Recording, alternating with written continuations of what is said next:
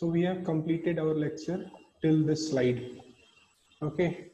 So next we will move to the next what I told you about the types of microscope based on the contrast feature. Okay. Is it audible to everybody? Yes, sir. Okay. So in the previous class, we were discussing about different types of microscopes. Okay. So different types of microscopes based on their contrast feature today we will discuss. That is how the samples are viewed, how the samples can be seen in our microscope. So whether that sample is having the feature or the capacity to absorb the light within itself and transmit that light, or whether that sample is having the affinity to capture the light and deflect it or reflect it. So based on that, basically we have 4 different types of microscopes. Okay. So what are those 4 different types of microscope? First is your bright field microscopy. Then we have dark field microscopy. Then we have phase contrast microscopy and fluorescence microscopy. Okay. So first let us discuss about what is a bright field microscopy. So as the name says, a bright field. So that means a bright field microscopy is the conventional technique. It is suitable for observing the natural colors of specimen on the observation of a stained sample. The specimen appears darker on the bright background. Okay. So what it is saying is, suppose like we have any sample that you want to see in the under the microscope. So whether that sample, as you can see in this figure, so suppose this is the objective lens of your microscope, and this is the sample which you are going to see, and this is the stage.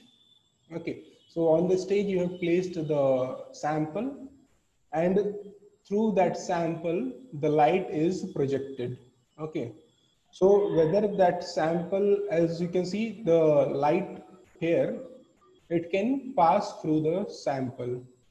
Okay, so if the light is passing through the sample and we are getting the image through the objective lens, so that means the type of microscope that we are using is a bright field microscope. That means there is a bright background, and when that bright light is passing through the sample, so as a result we are able to see that specimen in dark color, and as a result that specimen image is seen through the objective lens.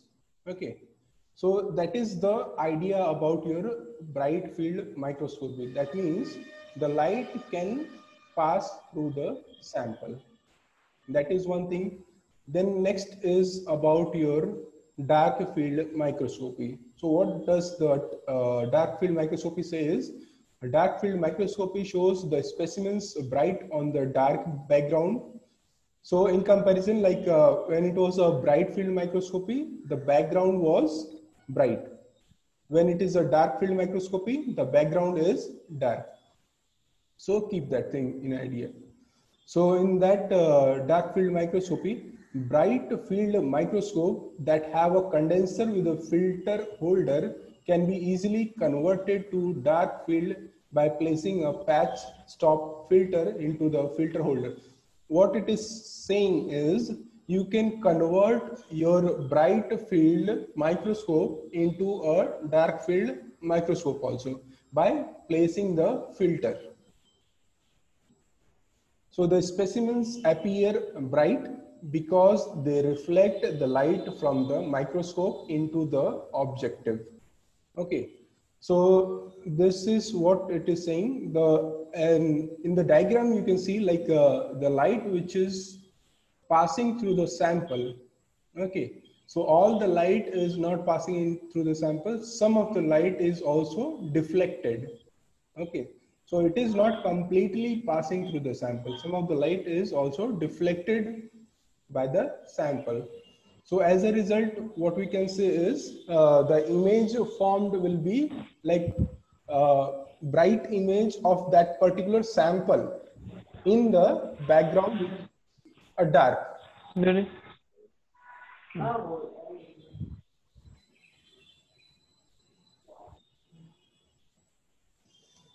So the images, as you can see, like when you see through the microscope, which is a bright field microscope, your images will appear somewhat like this.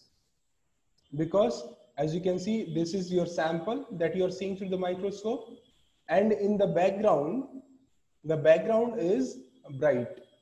Okay, so we can say that this sample might have been seen in the bright field microscopy. In this dark field microscopy, if you see the background is dark in color, and the sample is somewhat deflecting the light. It is not completely absorbing the light. Okay, so as a result, what is happening is the image that is formed, it is on the dark background. So along with this bright field microscopy and dark field microscopy also comes your phase contrast and fluorescence microscopy. So that will take into the next slide. So what is phase contrast? Okay, so microscopy requires a special phase contrast objectives and a special phase contrast condenser. This technique is useful for observing unstained specimens that lack color, example bacteria or some glass fragments also. So when your sample is not able to absorb the stained material, when they cannot hold the staining, and when the samples are somewhat like transparent in nature. Okay, so in that case, we can use this type of microscope, that is your phase contrast microscopy. So in this, what happens is the optics will convert the difference in refractive index of the specimen into the brightness difference.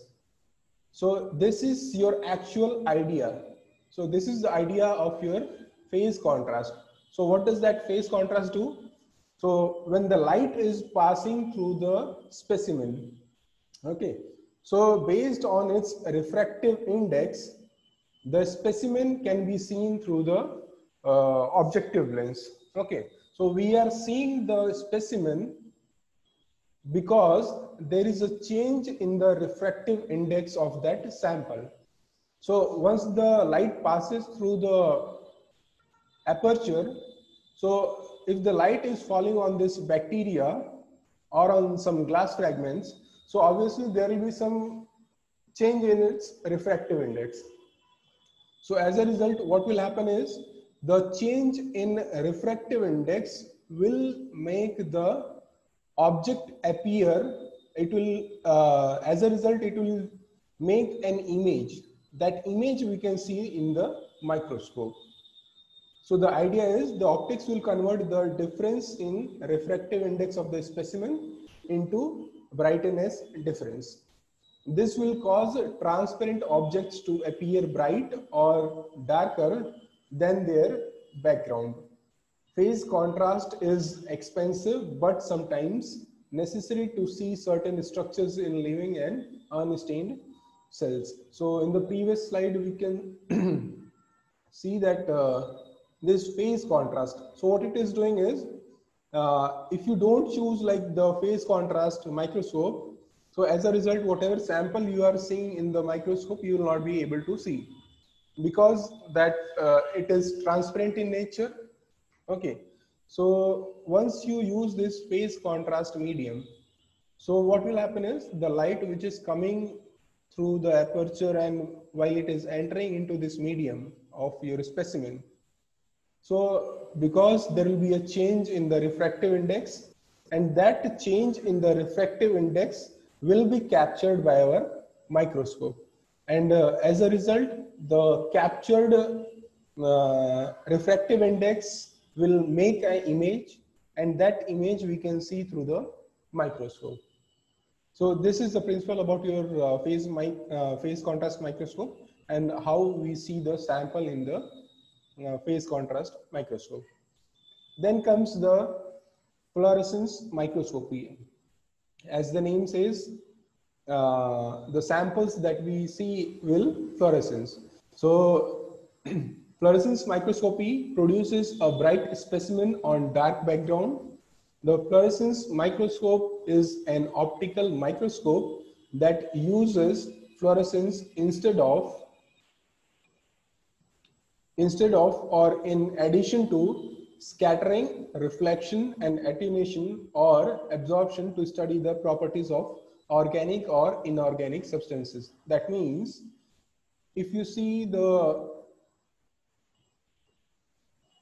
this picture, so in your fluorescence microscope, so only those subjects or only those specimens you'll be able to see which has the property to fluorescence.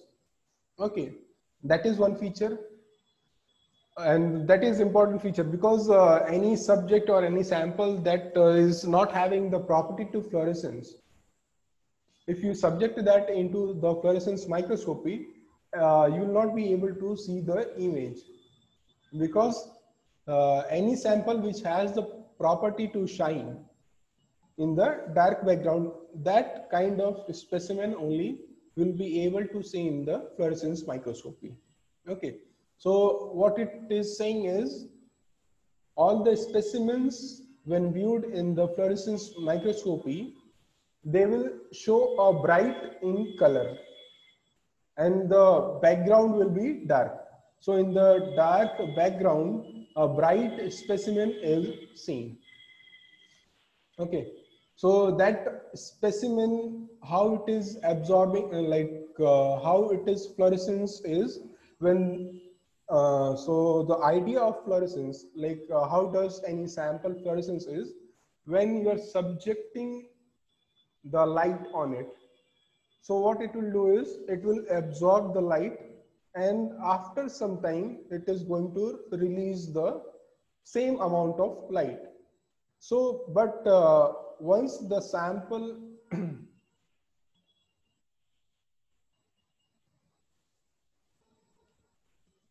so the idea of fluorescence is suppose on the stage you have kept one sample, and that sample, if it is not having the property to shine, if it is not having a property to fluorescence, then there is no use of taking the sample in the fluorescence microscopy.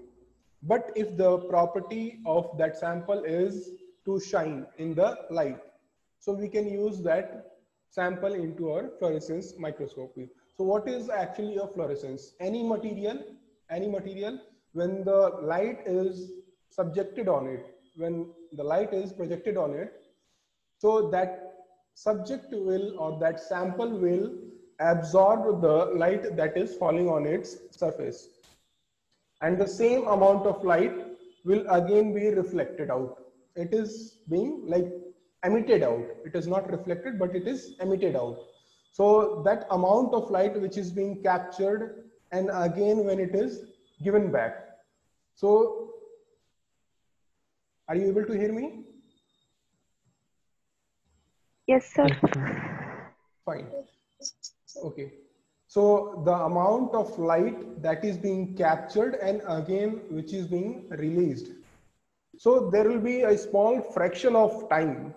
So that change in the time will result into its glowing in nature. The specimen is going to shine in that area. So the change when the light is being absorbed and when it is being given back. So during this process, it will take a small time. So within that short period of time, when the light is being given back, the change in the wavelength of that light will result into its fluorescence nature. Okay, so whatever sample we are placing into the fluorescence microscope, so when we are observing the specimen, the image that we get into the fluorescence microscope will be little bit delayed. Okay. So at once, like once you place the light, once you place the subject and focus your light, instantly you cannot get the result, or instantly the image will not be formed. So it will not take so much of time, but a fraction of time it will take, and the image will slowly develop. Okay, so the idea is capturing the light, emitting the light, and between that, the process of fluorescence will happen, and that thing is being recorded into the microscope. Okay, so that is all about your 4 different types of microscopes based on its contrast feature. So contrast feature will show you whether the microscope is bright in field, dark in field, whether it is a phase contrast or fluorescence. Okay. So next we come to the introduction of your compound microscope. Okay. So compound microscope will be somewhat similar to your stereo microscope, but there is a small difference. Okay. So if you closely observe this microscope, this same structure of microscope is present in our lab also. Okay. So if you see that in the introduction class for your microscope, I told you that the stage can also, the sample stage where the sample is kept, this stage that can be moved also. Okay. So to move this stage left or right, or forward and backward, these 2 knobs are there. That is your stage controls. So with these 2 knobs, you can either move your stage backward, forward, or left and right. Okay. So almost all the components are somewhat same. Their function is also same. Okay. So it is your this eyepiece lens, then you have your objective lens, there is a nose piece. With the help of this nose piece, you can just rotate and fix your desired. Are you able to hear me? Yes, sir? Hello?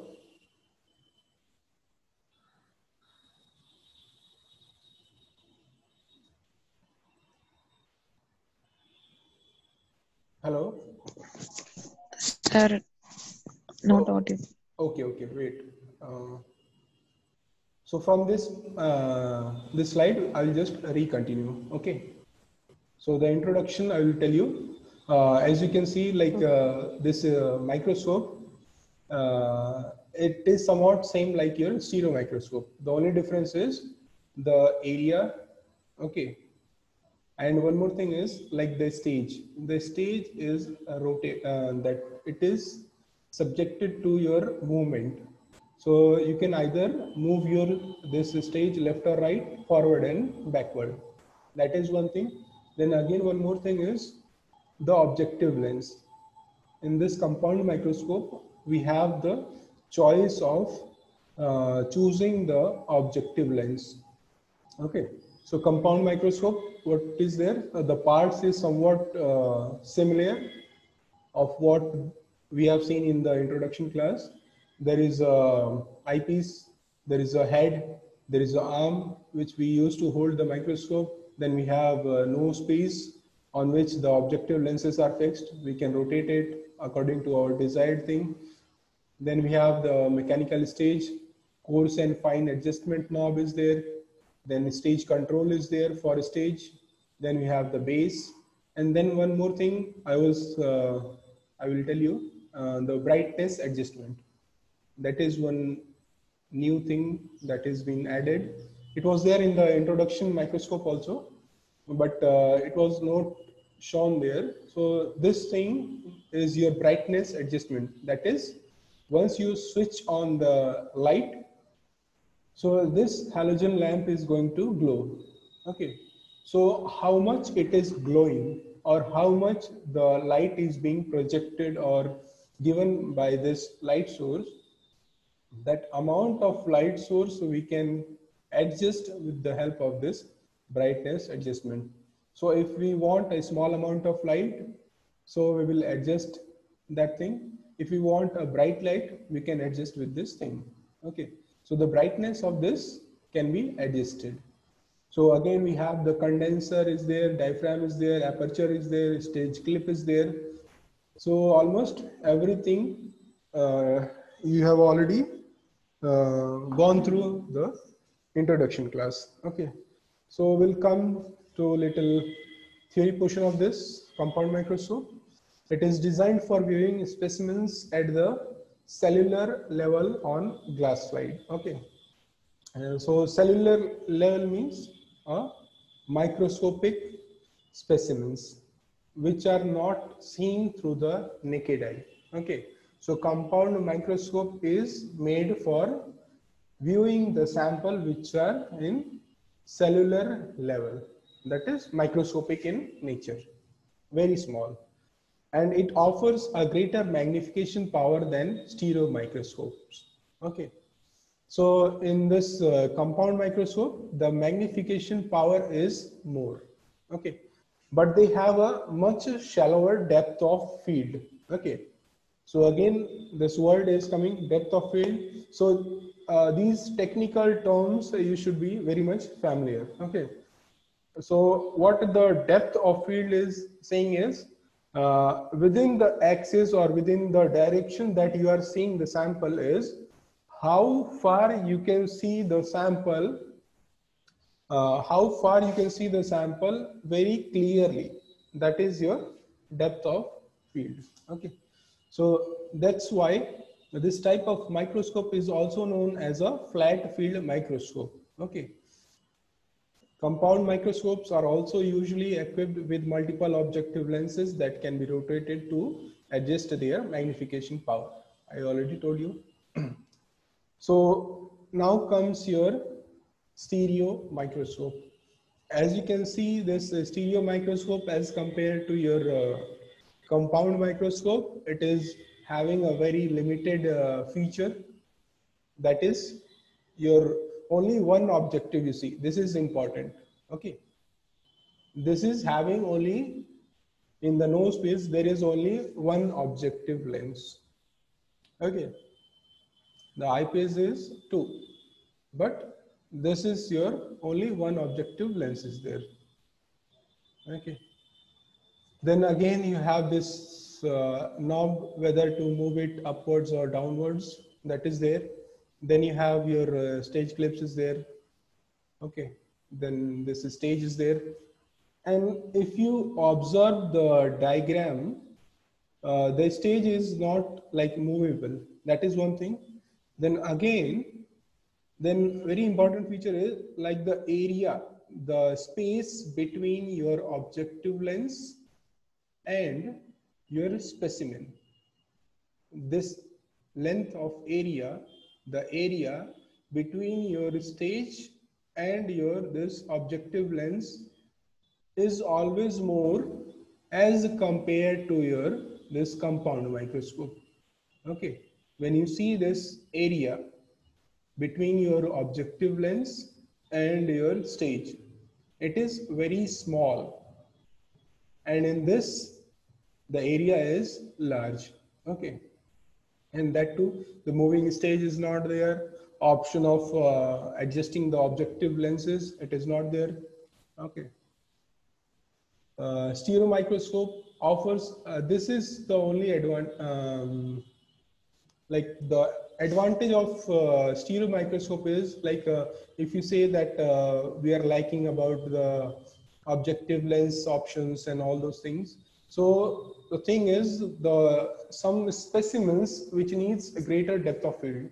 Okay, so that thing can be seen into our stage, and all those specimen which needs a 3D viewing. Some insects are there, or some grains are there, some concrete material is there, some fiber is there which needs a 3D view. So those kind of samples we can easily see in this stereo microscope. Whereas if you see that thing into the compound microscope, the things will not be visible. Okay.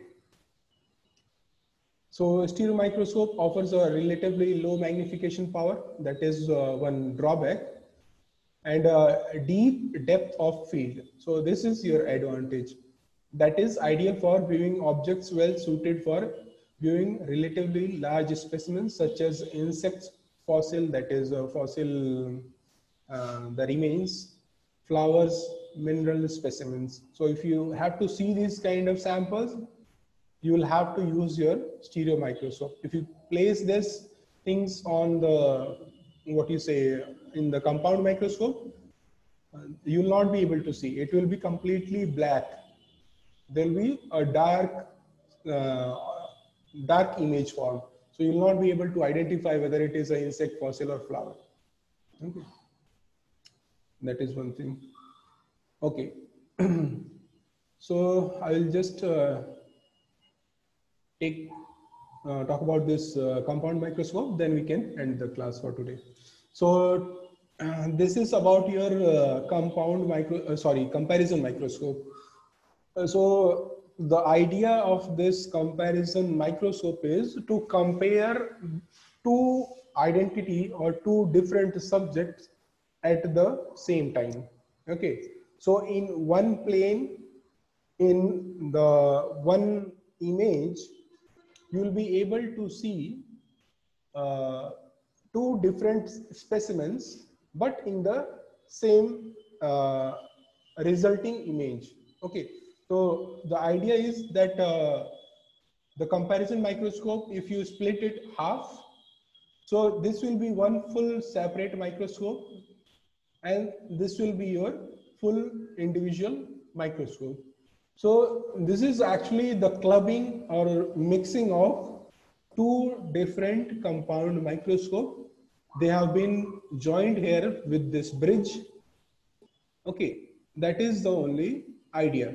So two compound microscope, when they are bridged together, and as a result, what we can say is two specimen, one from this place, one from this place, and when you see through this eyepiece, the image that you will be able to see is like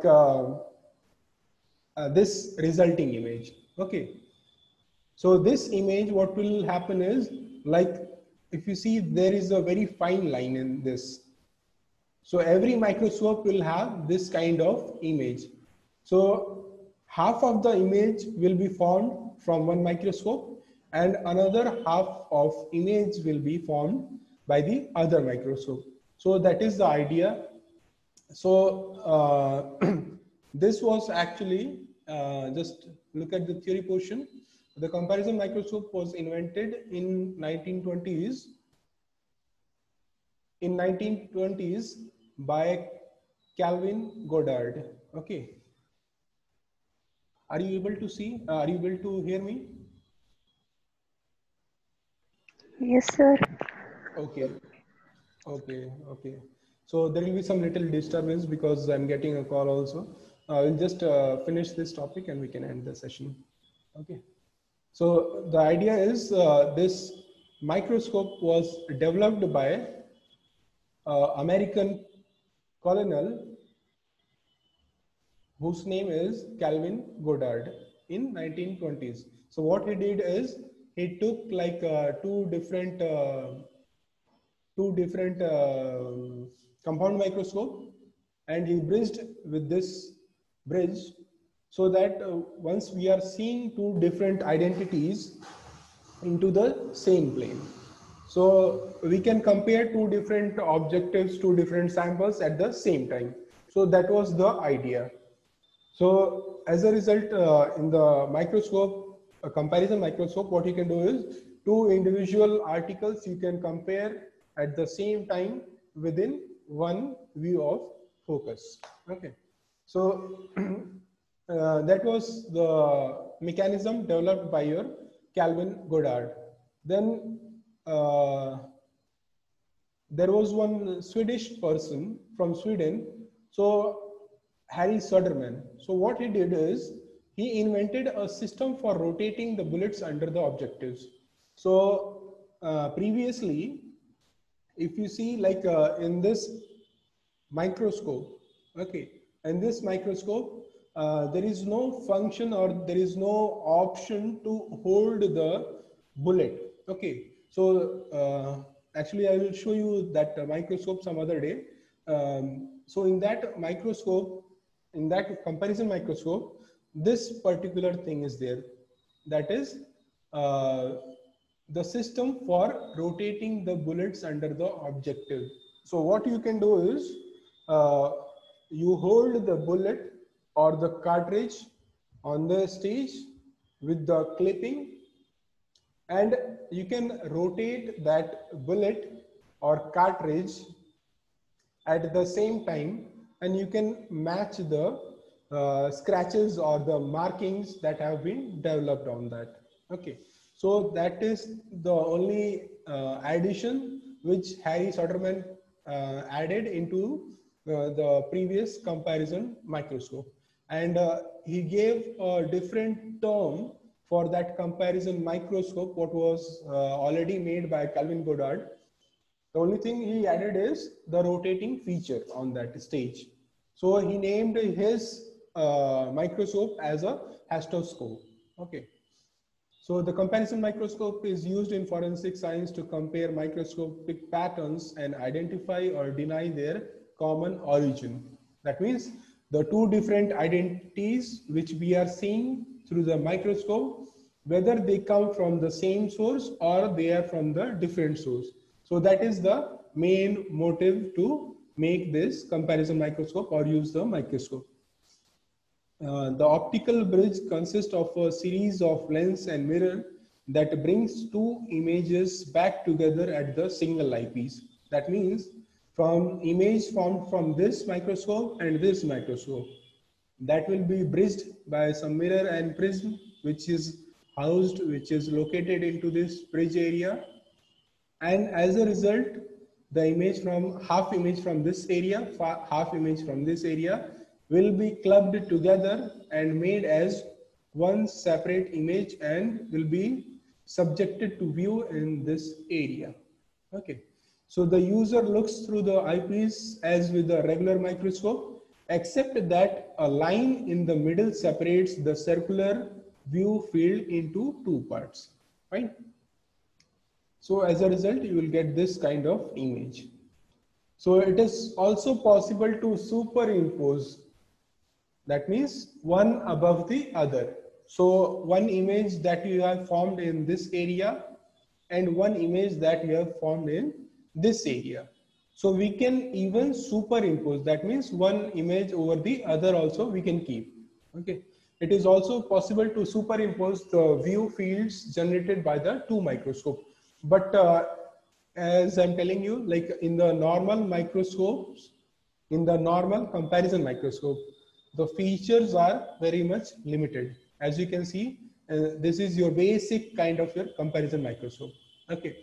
Here you are not having a feature to rotate the bullets and cartridges. That is one thing missing. Then again, the feature like superimposing. That means image from one microscope over the other. So those two images developed, they cannot be superimposed in this feature, in this particular comparison microscope. But when you buy a high-end microscope, very sophisticated one, then you have these kind of features. Okay. So this particularly convenient when the forensic scientist compares impressed patterns rather than striated patterns. Okay. So when you have to compare this kind of scratch marks or striated patterns, so we can use this normal comparison microscope. But if we have to use like whether the firing pin, this is the base of your cartridge. So if this is your firing pin, and if you want to compare that this depression, this particular impression that is formed, or the depression that is formed, is whether from the same firearm that has been recovered from the crime scene or from the suspect. So what you do is you do the test fire, you collect the the cartridge, you project one side of your this base on one side, and recovered cartridge, and you view from this side.